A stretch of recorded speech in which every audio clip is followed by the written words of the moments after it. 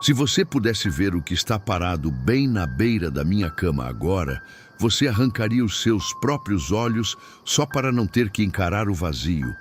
Eu sei que consegui escapar daquele inferno, mas as marcas físicas nas minhas costas ainda ardem todas as noites.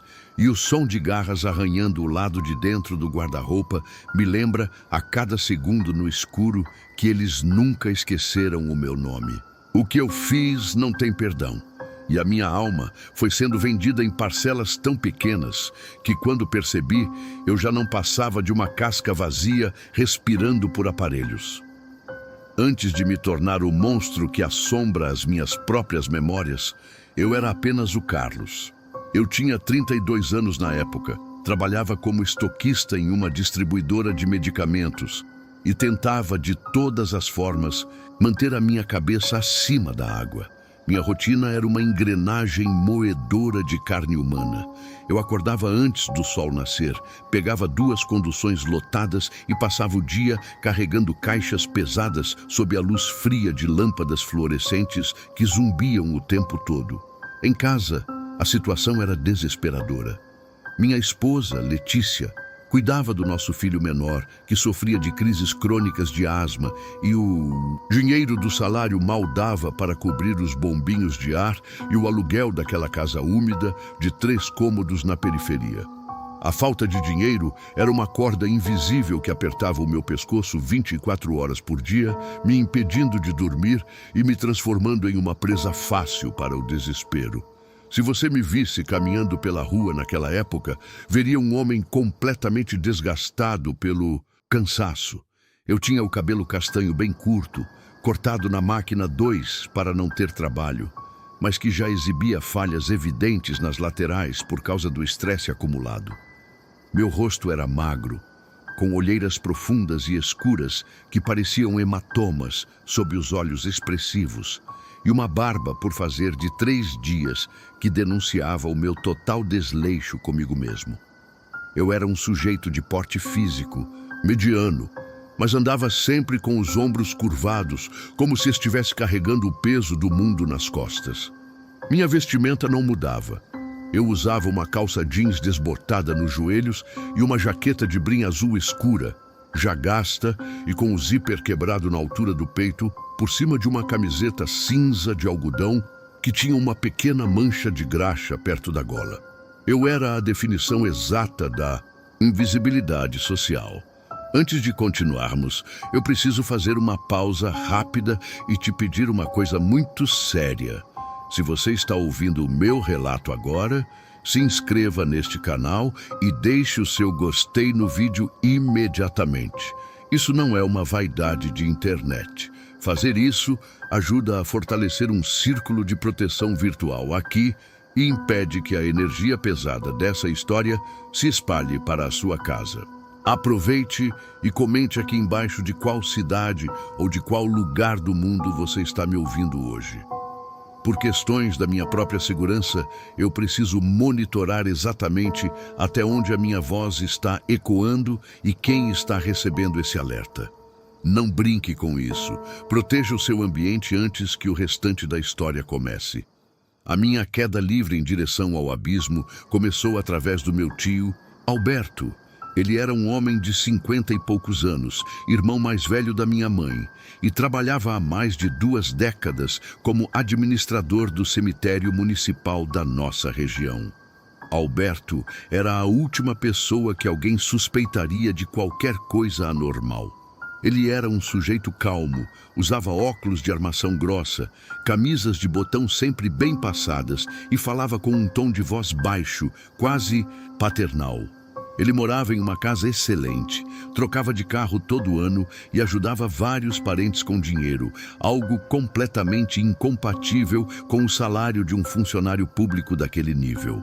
Em um domingo de chuva, quando fui até a casa dele para pedir um valor emprestado para comprar os remédios do meu filho, Alberto me serviu um café forte e me olhou de um jeito diferente. Ele colocou a mão no meu ombro e disse que o sofrimento era uma escolha de quem não sabia usar as ferramentas que o mundo oferecia. Ele não falou em demônios, não falou em bruxaria. Ele apenas disse que existiam forças esquecidas na Terra que estavam famintas por atenção e que essas forças pagavam muito bem por pequenos favores logísticos. 2 semanas depois, no auge de uma cobrança de despejo que me tirou completamente a paz, eu aceitei a primeira tarefa que ele me propôs. Não parecia um ritual satânico de filme, e sim um trabalho de entrega estranho e clandestino. Alberto me deu uma lista de materiais que eu precisei conseguir por conta própria. Eu tive que ir até um mercado de produtos religiosos no centro da cidade e comprar 3 velas de cera de abelha pura, um novelo de corda de sisal grossa e uma pequena garrafa de vidro escuro contendo um óleo esverdeado que cheirava a ervas podres e mofo. O ingrediente final, no entanto, foi o que me fez tremer por dentro. Eu precisei pegar uma peça de roupa usada do meu filho, uma camiseta que ele tivesse usado no dia anterior, impregnada com o suor e o cheiro dele, sem que a minha esposa percebesse. Naquela mesma noite, por volta das 2 horas da madrugada, Alberto me buscou na sua caminhonete e me levou até o cemitério municipal. O lugar estava completamente deserto, envolto em uma névoa fria que subia do chão de terra e cortava a pele através da minha jaqueta de bringasta. O silêncio ali dentro era tão denso que eu conseguia ouvir o estalo dos meus próprios dentes por causa do frio e do pânico. Caminhamos até os fundos do terreno e perto de uma ala de túmulos abandonados e cobertos pelo mato alto. O ar ali tinha um cheiro forte de terra molhada, misturado com algo doce e metálico que atacava o fundo da minha garganta. Alberto me mandou cavar um buraco raso com as próprias mãos na cabeceira de uma cova sem identificação. Minhas unhas se encheram de terra fria e pedrinhas pontiagudas que cortaram a ponta dos meus dedos, mas eu não parei. Sob a luz fraca de uma lanterna de pilhas que ele segurava, eu tive que derramar o óleo verde sobre a camiseta do meu filho, amarrá-la com a corda de sisal, fazendo nós apertados e enterrá-la naquele buraco. Enquanto eu empurrava a terra de volta, meu tio acendeu as 3 velas de cera de abelha e começou a sussurrar uma sequência de palavras em um idioma que eu nunca tinha ouvido na vida. Um som sibilante que parecia imitar o rastejar de cobras sobre folhas secas.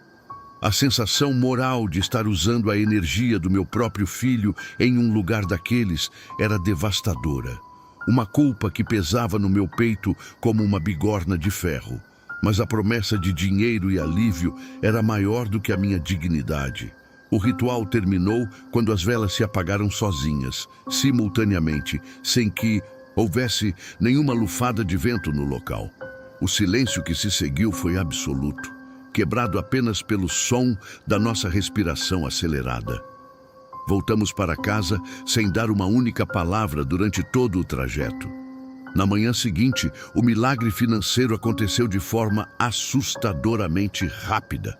Logo cedo, recebi uma ligação do setor de recursos humanos da distribuidora me informando que eu havia sido promovido para o cargo de supervisor de setor, com um aumento salarial que triplicava os meus ganhos mensais e resolvia todas as minhas dívidas de imediato. O alívio foi tão violento que eu chorei de joelhos no chão da sala, abraçado com a minha esposa. No entanto, a comemoração durou pouco. Uma atmosfera de estranheza absoluta tomou conta da nossa casa naquela mesma tarde. O ar dentro dos cômodos ficou pesado, denso, como se estivéssemos respirando debaixo d'água. Um cheiro persistente de terra de cemitério e cera queimada se impregnou nas paredes e nos móveis, e por mais que a Letícia limpasse o lugar com desinfetante, o odor sufocante simplesmente não saía. Quando fui até a casa do meu tio Alberto no final do dia para contar a novidade e agradecer pela ajuda, ele me recebeu na porta. Ele não sorriu. O olhar dele já não era mais o daquele tio acolhedor que me ofereceu café semanas atrás. Seus olhos pareciam frios, opacos e distantes, como os olhos de um fazendeiro encarando um animal de carga que ele acabou de comprar no mercado. Ele apenas me olhou de cima a baixo, deu um tapinha seco no meu rosto e disse que a primeira parcela estava paga, mas que os novos donos da minha vida viriam cobrar o restante muito em breve. A partir daquela noite, a minha vida se transformou em uma engrenagem silenciosa e maldita. A promoção na distribuidora de medicamentos me trouxe o dinheiro que eu tanto precisava. Mas cada nota de R$ 100 que entrava na minha carteira parecia vir acompanhada de um peso invisível que esmagava o meu peito. O dinheiro pagava as contas, comprava remédios caros e enchia a despensa, mas não comprava a paz que eu havia enterrado naquela cova sem nome. Eu achei que o preço tinha sido apenas aquela noite fria no cemitério. Eu fui ingênuo. A verdade é que o ocultismo não te cobra tudo de uma vez. Ele te consome aos poucos, como um parasita que se alimenta da sua carne enquanto você ainda está acordado, tirando pedaço por pedaço, até que não sobre nada além de uma casca podre.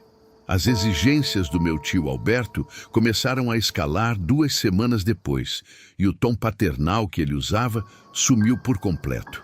Ele me ligava sempre nos mesmos horários, por volta das 11 da noite, quando a Letícia e o meu filho já estavam dormindo. As tarefas que ele me passava deixaram de ser entregas simples e se tornaram verdadeiras missões de perversão. Moral: eu tive que passar noites inteiras em claro, trancado no galpão dos fundos do cemitério, limpando ferramentas de exumação que ainda vinham sujas com restos de tecidos orgânicos e cabelos de pessoas que haviam sido enterradas há meses. O cheiro daquele lugar impregnava a minha pele de um jeito tão profundo que eu passava horas no banho esfregando o corpo com bucha vegetal até sangrar. Mas o odor de decomposição parecia brotar de dentro dos meus próprios poros. Em outra ocasião, Alberto me mandou conseguir uma mecha de cabelo de uma vizinha nossa. Uma senhora idosa e muito religiosa que costumava me dar bênçãos quando eu era criança. Eu tive que fingir uma visita de cortesia, esperar ela ir até a cozinha para passar um café e recolher os fios de cabelo que estavam presos na escova dela sobre a penteadeira do quarto. Aquilo me causou uma náusea violenta. Eu sabia que aquele material orgânico seria usado em um trabalho para arruinar a saúde dela, em troca da estabilidade financeira de um comerciante local que havia pago o meu tio. Ver aquela senhora sorrindo para mim, me entregando uma xícara de café quente, enquanto eu escondia o cabelo dela no bolso da minha jaqueta jeans, surrada, estraçalhou o resto de dignidade que eu ainda achava que tinha. Eu estava sabotando pessoas inocentes, espalhando a desgraça para manter o meu novo padrão de vida. Foi nessa época que as anomalias físicas começaram a invadir o meu lar. O terror deixou de ser algo que eu vivia apenas no cemitério ou no galpão e passou a morar comigo. O primeiro sinal foi o cheiro. Era um odor persistente, denso e azedo de carne estragada misturado com água paralisada de esgoto. A Letícia passava os dias chorando de frustração, jogando baldes de cloro e desinfetante no chão da cozinha e do banheiro, mas o cheiro não sumia. O pior é que o odor parecia se mover pela casa. Às vezes ele estava concentrado no canto da sala, outras vezes exalava de dentro do berço do meu filho. Meu menino, que antes era uma criança sorridente e cheia de vida, mudou completamente de comportamento. Ele se tornou apático, silencioso e passava horas encarando o teto escuro do quarto com os olhos muito abertos, sem piscar. Quando eu tentava pegá-lo no colo, o corpo dele ficava rígido como um pedaço de madeira e ele começava a chorar um choro baixinho, agudo e desesperado, como se estivesse sentindo dor crônica.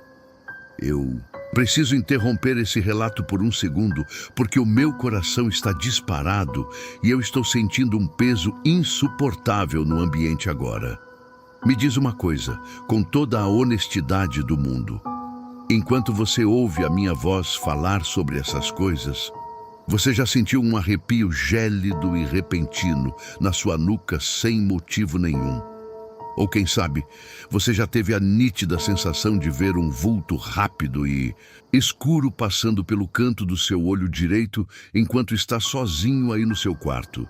Se você sentiu isso, não ignore.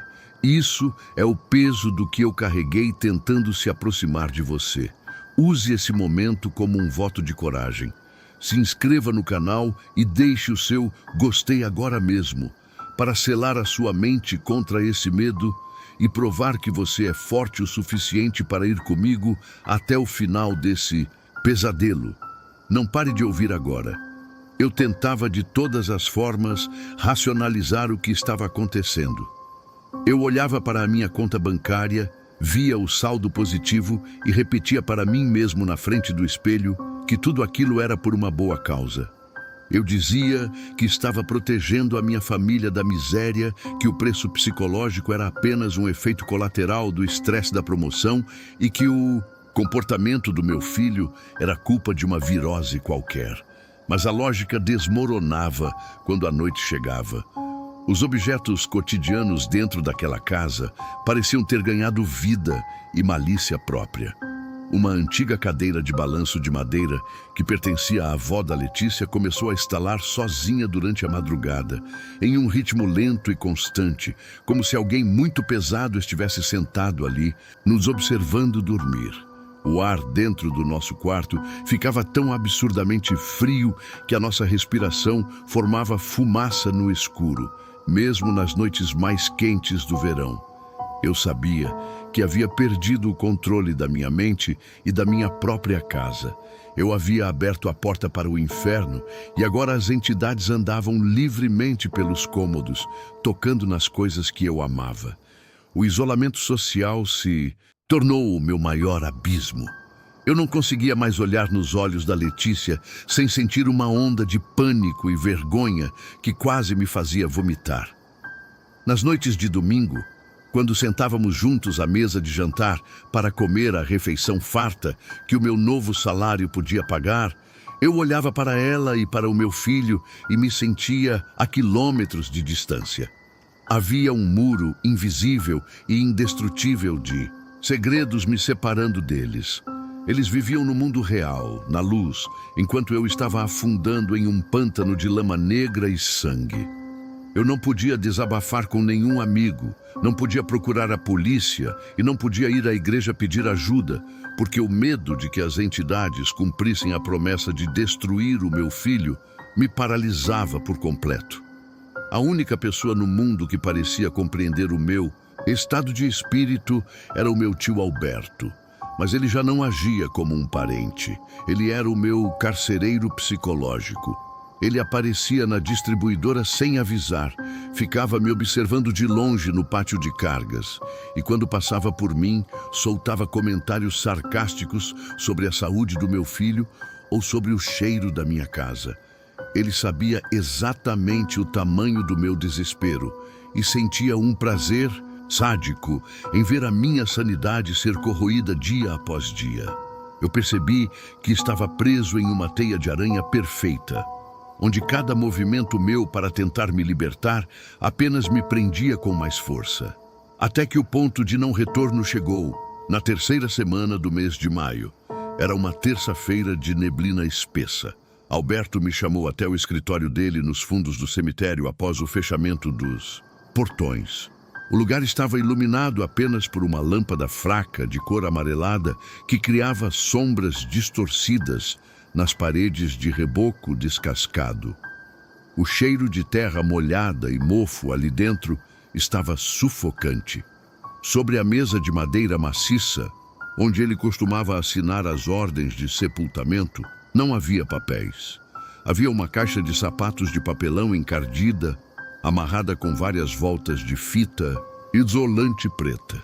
Alberto estava de pé, com as mãos para trás, encarando a janela que dava para as covas rasas do setor carente.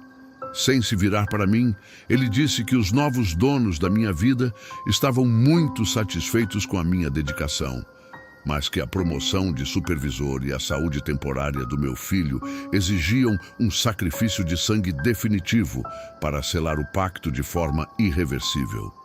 Ele se virou devagar, colocou as duas mãos espalmadas sobre a mesa, se inclinou na minha direção e fixou aqueles olhos opacos e sem vida diretamente nos meus.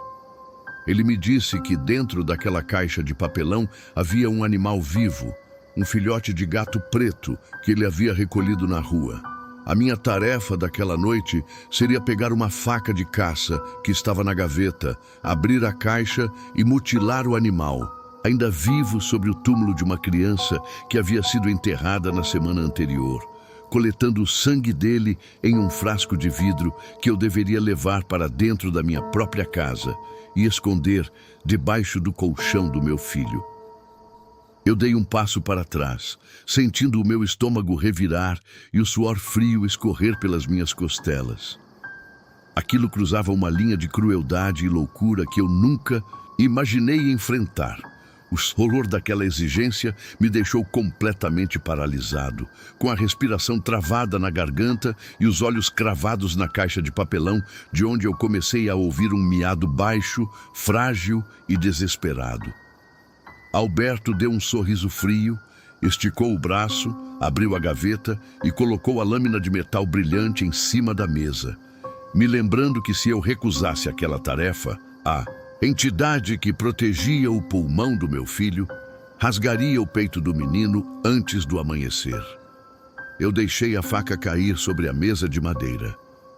O som do metal batendo contra o tampo ecoou pelo escritório do cemitério como um tiro. Minhas mãos tremiam tanto que eu mal conseguia fechar os dedos. Olhei para o meu tio Alberto e disse, com a pouca voz que ainda me restava na garganta, que eu não faria aquilo. Eu não ia mutilar um animal indefeso e muito menos levar o sangue dele para colocar debaixo do colchão do meu próprio filho. Eu esperava que ele fosse gritar, avançar em cima de mim, me agredir ou revelar uma face demoníaca terrível. Mas o que aconteceu foi infinitamente pior. Alberto não moveu um único músculo do rosto. Ele permaneceu exatamente na mesma posição por longos, arrastados e sufocantes segundos, apenas me encarando fixamente através das lentes grossas dos seus óculos. Depois de um silêncio que pareceu durar uma eternidade, ele desviou o olhar lentamente para a janela escura, exibindo uma expressão de profunda e genuína pena, a mesma expressão de um carrasco que olha para um homem condenado à cadeira elétrica, sabendo que não há mais nenhuma chance de apelação. Ele soltou um suspiro leve, ajeitou as mangas da sua camisa de botão perfeitamente passada e pronunciou apenas uma frase curta, mansa e devastadora. Então aprenda a lidar com as consequências da sua escolha. Ele pegou a chave do carro em cima da mesa, passou por mim sem me tocar e saiu do escritório calmamente, fechando a porta de madeira atrás de si sem fazer nenhum barulho. O verdadeiro terror começou justamente naquele vazio ensurdecedor e na ausência completa que ele deixou para trás. Eu tive que caminhar de volta para casa a pé na madrugada fria de neblina, porque ele me largou lá. Demorei quase 2 horas para chegar na periferia, e a cada passo dado no asfalto escuro, eu sentia uma exaustão física paralisante se apoderar do meu corpo. Não era um cansaço comum de quem andou muito. Era uma fraqueza bizarra, profunda, que parecia sugar a medula dos meus ossos e esvaziar os meus pulmões. Minhas pernas pesavam toneladas e o ar parecia difícil de engolir, grosso como se estivesse misturado com areia. Quando finalmente abri o portão de ferro da minha casa, a sensação foi de estar entrando em uma tumba.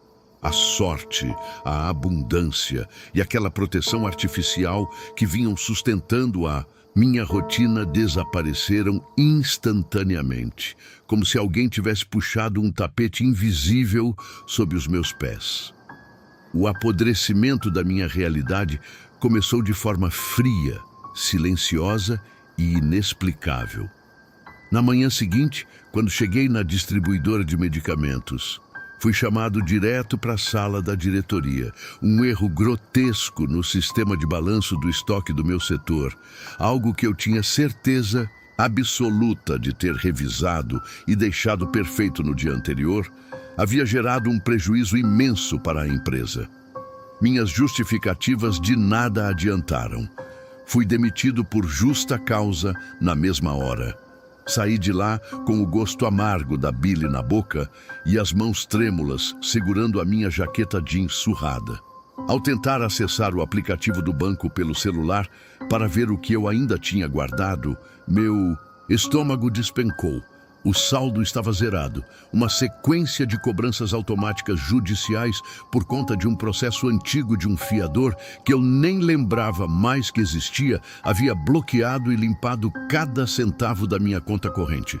O dinheiro acumulado com o pacto sumiu em questão de minutos devido a um erro bancário absurdo que o gerente da agência mais tarde me disse que não sabia como explicar ou reverter. Eu estava no chão de novo, desempregado e sem um tostão furado. Mas dessa vez, o preço por ter quebrado o contrato estava batendo diretamente na minha porta de entrada. Em poucas horas, os aparelhos eletrônicos da casa começaram a queimar um por um, sem que houvesse qualquer queda visível de energia na fiação da rua. Primeiro foi a televisão da sala, que deu um estalo seco e apagou para sempre. Depois o micro-ondas e até as lâmpadas do corredor. Tudo queimava em um silêncio hostil, nos deixando completamente no escuro conforme o sol ia se pondo. Eu sei que muitos de vocês estão ouvindo esse relato agora no escuro do quarto, com o fone de ouvido, e talvez estejam pensando em algo estranho que aconteceu na vida de vocês recentemente. Uma sequência de azar inexplicável, um negócio que deu errado do nada, ou uma doença repentina na família que nenhum médico consegue explicar direito, uma energia pesada no ambiente que simplesmente não faz sentido e faz você se sentir vigiado. Se você sentiu um calafrio na espinha agora ouvindo isso, por favor deixe um amém ou uma palavra de luz aqui nos comentários do vídeo imediatamente. A sua interação digital e a sua manifestação aqui ajudam a blindar essa comunidade e mantém este canal seguro contra as correntes pesadas que esses relatos costumam movimentar. Não vacile com o seu bem-estar. O horror físico e invisível invadiu o quarto do meu filho com a força de uma maré de azar extrema. A Letícia começou a queimar em uma febre altíssima naquela mesma noite. A pele dela estava tão quente que parecia que ia soltar bolhas, mas quando eu colocava o termômetro digital na axila dela, o aparelho marcava 36 graus cravados, uma temperatura perfeitamente normal. Ela delirava na cama, com o corpo ensopado de suor frio e os olhos revirados, murmurando que tinha alguém cavando um buraco debaixo da nossa cama. Por volta das 3 da madrugada, o meu filho acordou dando um grito tão agudo e desesperado que o som rasgou o silêncio da casa como uma faca. Eu corri até o quarto dele e o encontrei encolhido no canto da parede, apontando com o dedo trêmulo para o pé da cama. Ele chorava em pânico puro, afirmando que havia um homem muito alto, vestindo um terno preto antigo e com o rosto completamente liso, sem olhos e sem boca, sentado na beira do colchão dele, apenas respirando pesado. Meus olhos viam apenas o vazio da escuridão, mas a atmosfera ali dentro era de um frio insuportável, tão intenso que as pontas dos meus dedos ficaram roxas em poucos minutos. Eu conseguia sentir a presença física daquela coisa, o peso da malícia pura emanando daquele canto vazio, me desafiando a tentar fazer alguma coisa. Nossa casa havia se tornado uma prisão de ecos e paranoia. O cenário residencial, esteticamente, não mudou em nada. Os móveis eram os mesmos, as paredes continuavam com a mesma pintura, mas a percepção do ambiente estava completamente corrompida. O cheiro de decomposição que antes ia e voltava agora se instalou de forma definitiva nas paredes da sala e do corredor. Era o cheiro persistente de algo grande e morto oculto por trás do reboco. Durante as noites em claro, enquanto eu cuidava da minha esposa febril e do meu filho aterrorizado, eu ouvia perfeitamente o som de passos pesados arrastando os pés no corredor do lado de fora do quarto. Passos lentos que iam da cozinha até a porta do nosso quarto e paravam ali por horas. Eu sabia que não havia ninguém humano lá fora. Era a sensação constante, claustrofóbica e sufocante de ter 1000 olhos invisíveis grudados em cada respiração minha no escuro, esperando o momento exato em que eu iria desabar de vez. No dia seguinte, tomado pelo desespero da impotência absoluta, eu tentei buscar ajuda por todas as vias normais que um homem comum conhece. Chamei uma ambulância do serviço público para buscar a Letícia, mas os paramédicos chegaram. Examinaram a febre invisível dela. Disseram que era apenas um quadro de crise de ansiedade e foram embora, alegando que não podiam internar alguém sem sintomas físicos aparentes. Fui até a delegacia de polícia tentar registrar uma queixa contra o meu tio Alberto por ameaça, mas o escrivão de plantão me olhou com desdém quando tentei explicar a história do cemitério e da caixa de papelão, sugerindo que se eu continuasse com aquelas acusações sem provas contra um funcionário público respeitado, quem acabaria preso por calúnia seria eu. Tentei ligar para antigos amigos do trabalho, vizinhos e até para outros parentes da família, implorando por um empréstimo ou por um lugar para passar a noite com a minha família, mas todas as portas se fecharam violentamente na minha cara. As pessoas me atendiam com uma frieza inexplicável, davam desculpas apressadas e desligavam o telefone na minha cara, como se houvesse uma barreira de repulsa invisível me isolando do resto do mundo.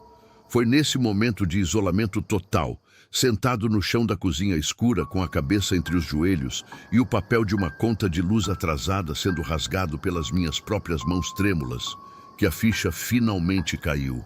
Eu compreendi, tarde demais e da forma mais cruel possível, que o pacto que eu havia feito através do meu tio Alberto não era o verdadeiro perigo da minha vida. Aquele ritual e aquelas tarefas bizarras eram, na verdade, a represa artificial que segurava o caos e o ódio daquelas entidades longe da minha família. E agora que eu havia me recusado a cumprir as ordens do mentor, a represa tinha quebrado por completo e toda aquela avalanche de desgraça, doença e morte espiritual estava desabando sem nenhum freio sobre as pessoas que eu mais amava no mundo. E eu não tinha a menor ideia de como detê-la. No terceiro dia daquele colapso, quando a febre invisível da Letícia parecia prestes a derreter o que restava da sua lucidez, e o meu filho já não conseguia fechar os olhos sem gritar em pânico, eu entendi que a medicina e o mundo dos homens não tinham respostas para a podridão que eu havia convidado para entrar na minha casa. Em um ato de puro desespero, carreguei a minha esposa nos braços, com o corpo dela mole e ensopado de suor, enquanto puxava o meu filho pela mão sob a chuva fina daquela noite de quinta-feira. Caminhei sem rumo pelas ruas escuras do bairro, até que a luz fraca de uma pequena igreja protestante de periferia, instalada num galpão de paredes de concreto rústico, chamou a minha atenção. O som de clamores e orações cortava o silêncio da madrugada. Eu empurrei as portas de ferro com o pé e caí de joelhos no chão de cimento batido, implorando por socorro. O processo de libertação que se seguiu não teve nada de mágico, instantâneo ou cinematográfico. Foi uma batalha violenta, física e psicológica, que durou quase 7 horas, seguidas dentro daquele templo, desprovido de qualquer luxo. O pastor, um homem idoso de mãos calejadas pelo trabalho pesado, não usou rituais complexos, mas a autoridade na voz dele parecia rasgar o ar pesado que nos envolvia. Quando os membros da igreja se aproximaram e começaram a clamar em oração por nós, o ambiente ao redor foi tomado por uma pressão atmosférica sufocante. Eu senti uma náusea devastadora, um gosto horrível de ferrugem e cinzas subindo pela minha garganta. A opressão espiritual não queria me soltar. O horror se manifestou no meu próprio corpo através de espasmos musculares violentos que me faziam bater a cabeça contra o chão. Eu sentia na pele, de forma visceral, como se ganchos invisíveis estivessem cravados nos meus órgãos internos e um pedaço da minha própria carne e da minha alma estivesse sendo arrancado à força para que aquela legião de sombras pudesse finalmente sair de dentro da nossa história. Cada oração parecia um golpe de martelo na minha mente. A Letícia vomitava uma água escura e densa que exalava o mesmo odor de cera queimada do cemitério, e o meu menino chorava um choro que já não parecia o de uma criança. Quando o sol finalmente despontou no horizonte, a calmaria voltou de forma abrupta, nos deixando caídos no chão da igreja, completamente esgotados, sangrando pelos cantos da boca e vazios. Nós sobrevivemos, mas o preço daquela sobrevivência foi amargo e permanente. O pacto foi quebrado.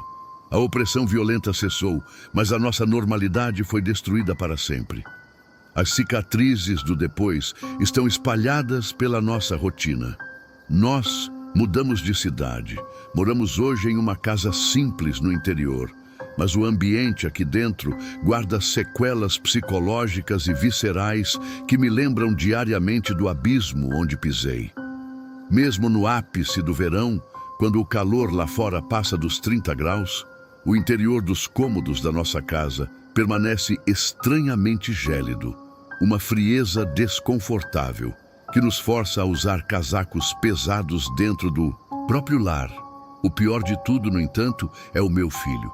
O menino que foi o alvo principal daquele primeiro ritual no cemitério nunca mais voltou a ser o mesmo. Ele apresenta momentos frequentes de um olhar completamente fixo e vazio, onde ele senta na cama durante as madrugadas e começa a sussurrar baixinho, em um tom monótono, nomes profanos e palavras sibilantes que eu reconheço com um pavor, gelado dos antigos livros proibidos que o meu tio Alberto mantinha trancados no escritório. Eu sei que a mente dele foi tocada por algo que nenhuma oração consegue apagar por completo. A verdade é que a minha dívida nunca foi totalmente quitada. Eu abandonei o ocultismo, fechei as portas para os trabalhos de sangue, mas eu sou uma propriedade marcada. Eu trago nas costas marcas físicas, cicatrizes escuras que coçam e ardem em noites específicas de lua minguante. É a sensação asfixiante de que o contrato ainda existe em alguma gaveta do inferno. Sempre que o relógio marca 3 horas da madrugada, eu sinto de forma nítida que a presença e os olhos gélidos do meu antigo mentor familiar estão me observando de algum ponto invisível na escuridão do canto do meu quarto, me lembrando em silêncio que o que foi consagrado uma vez pertence aos donos do escuro até o fim dos tempos. Se você acha que o meu silêncio é o fim, você não entendeu nada. Existe algo que eu vi naquele galpão de exumação, algo que deixei registrado em outro relato verídico aqui no canal, que prova que essa mesma linhagem maldita e o meu tio Alberto estão caçando mais alguém neste exato momento, usando a mesma armadilha financeira para destruir outra família inocente. Se você tiver coragem de ver o que acontece quando a porta se abre por completo e o pacto é selado com sangue humano, assista ao relato que deixei disponível na tela final deste vídeo. Mas esteja devidamente avisado. Depois de ouvir o que está guardado lá, não há mais volta para a sua ignorância. Agora que eu terminei de colocar tudo para e fora, o peso no meu peito mudou de lugar. E eu preciso falar diretamente com você, que me acompanhou até aqui. O tom da minha voz precisa mudar porque a realidade mudou. Ao quebrar o meu silêncio de anos e dar formato e voz a essas entidades através deste vídeo, eu posso ter involuntariamente transferido uma parte dessa atenção maldita para quem está consumindo esse relato neste exato momento. O mal se alimenta da atenção e da curiosidade humana. Enquanto você ouvia os detalhes dos rituais, o ambiente ao seu redor também estava recebendo o eco dessas palavras. Olhe ao seu redor agora mesmo. Que horas são exatamente aí onde você está? Me diga com toda a sinceridade. Você se deu ao trabalho de verificar se as portas e as janelas da sua própria casa estão realmente trancadas antes de dar o play neste vídeo. Digite aqui nos comentários o horário atual em que você terminou de ouvir essa história e me diga se você sentiu alguma mudança súbita de temperatura no quarto ou um arrepio estranho subindo pelas suas pernas enquanto eu falava. Eles prestam atenção em quem presta atenção neles. Fique atento aos estalos nos seus móveis durante a madrugada. Boa noite.